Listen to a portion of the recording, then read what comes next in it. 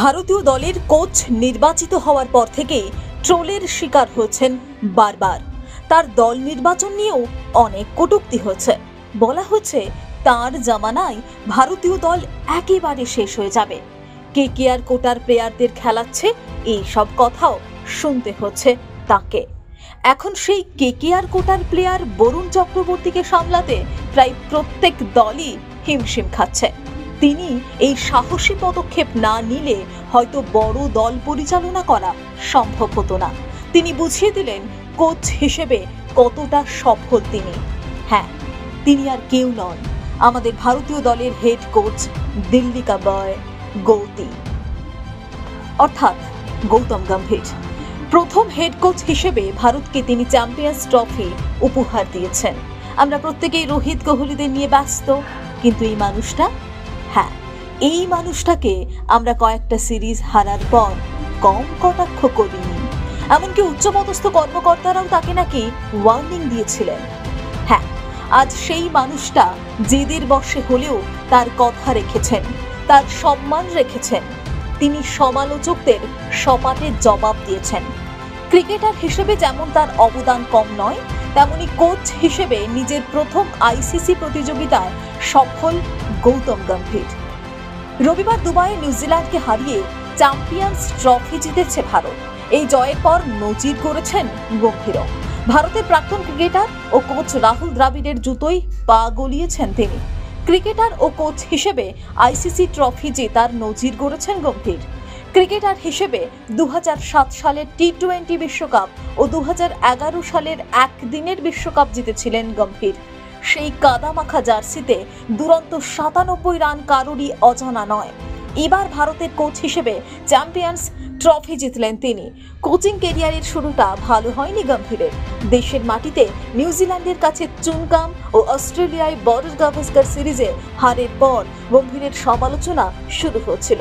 চাকরি বাঁচানো কঠিন হয়ে পড়েছিল তার, কিন্তু চ্যাম্পিয়ন্স ট্রফি জিতে নিজের জায়গা পাকা করে ফেলেছেন তিনি।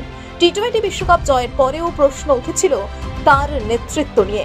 ঘরের মাঠে নিউজিল্যান্ডের বিরুদ্ধে টেস্ট সিরিজে হার, অস্ট্রেলিয়ার মাটিতে বর্ডার গাভাস্কার ট্রফিতে হার চাপে ফেলে দিয়েছিল রোহিতকেও।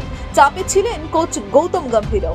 চ্যাম্পিয়ন্স ট্রফি জিততে না পারলে হয়তো তার চাকরি যেতে পারে, এমন গুঞ্জনও উঠে গিয়েছিল। সেসব আপাতত বন্ধ, কারণ ট্রফি সব খুঁত ঢেকে দেয়। রোহিতের নেতৃত্বে শুধু একদিনের বিশ্বকাপের ফাইনালে হারতে হয়েছিল ভারতকে, কিন্তু দুটি আইসিসি ট্রফি আপাতত সব খুঁত ঢেকে দিয়েছে। 2024 সালের জুনে টি-20 বিশ্বকাপ জিতেছিল ভারত। তারপরেই কোচের দায়িত্ব ছেড়েছিলেন রাহুল দ্রাবিড়। সেখান থেকে দায়িত্ব নিজের কাঁধে তুলে নেন গম্ভীর, কিন্তু শুরুতেই শ্রীলঙ্কার মাটিতে একদিনের সিরিজে হার। এরপর একের পর এক টেস্ট সিরিজে হার গৌতমকে যেন আরও গম্ভীর করে দিয়েছিল। তবে 9 মার্চ সেই রূপকথায় মোড়া রাত আর একটা চকচকে ট্রফি জয় আপাতত সেই সব কিছুকে পেছনে ফেলে দিয়েছে।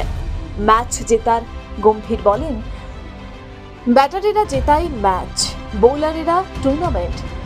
জাতীয় দলের প্লেয়ার হিসেবে 2007, 2011 জোড়া বিশ্বকাপ, কেকেআর এর অধিনায়ক হিসেবে 2012, 2014 জোড়া আইপিএল ট্রফি।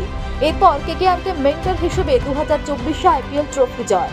এরপর 2025 9 মার্চ 150 কোটি ভারতবাসীর স্বপ্ন সফল করে একটা রূপকথার রাত উপহার দেওয়া।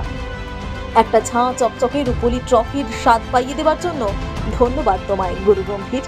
সেদিনের জয়ের সব কৃতিত্ব যেমন তোমার নয়, ঠিক তেমনি তোমার এই গাজুয়ারির সিদ্ধান্ত না নেওয়া হলে হয়তো এই জয় আসতো না। তোমার এই পাগলামি চলতে থাকুক। এখন লক্ষ্য একটাই, 2027 ওডিআই ওয়ার্ল্ড কাপ। আবারও একটা রূপকথার রাত উপহার দেওয়ার দায়িত্ব গুরু গম্ভীরের। সকলের বিশ্বাস তুমি পারবে, তুমি আগেও পেরেছ। 2007, 2011, 2025 পর 2027 তোমার অপেক্ষায়। ক্রিকেটার হিসেবে যেমন নিজের দায়িত্ব পালন করেছো, কোচ হিসেবেও তেমনই নিজের দায়িত্ব পালন করার জন্য স্যালুট তোমায় গুরু Gambhir. Bureau report, 24 hours TV.